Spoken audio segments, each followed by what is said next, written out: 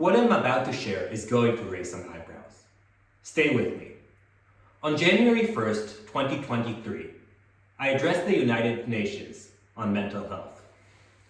Days before that speech, leaving Times Square, a homeless man sexually assaulted me. I reported it to the police, but stopped there. Fear took over. I thought that seeking help would make me look weak and put the UN speech at risk. So I punished myself by refusing the help I needed. This was a lifelong pattern. As a victim of household abuse, I feared people finding out about my bruises more than the next kick. Sunday evening, we were sitting there overlooking the river. She leaned in for a kiss and I jumped out. Panic erupted. I was terrified of getting closer, afraid of hurting her. At the time, I did not realize a simple truth. In therapy, it clicked. Even though I'm powerful, I am still a victim. In child abuse, we assume fathers are perpetrators and mothers are victims. In reality, women commit more than half of childhood violence. We see mothers as protectors, so we don't suspect them.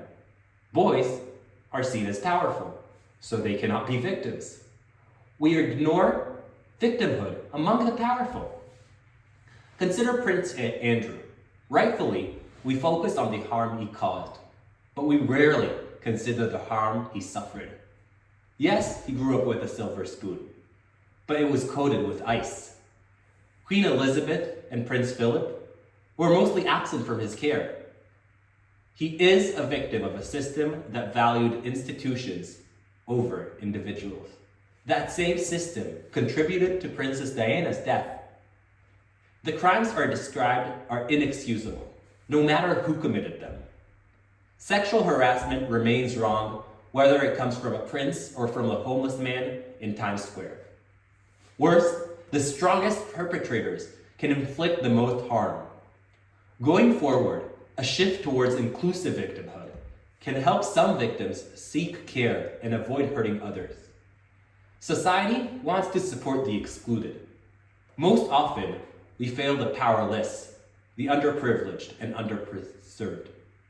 But we also have a blind spot in the opposite direction. When powerful people become victims, we resist acknowledging their pain.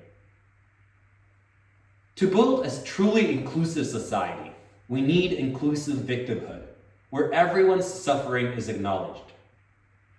Not to justify crimes or abuse, but to prevent them from happening in the first place.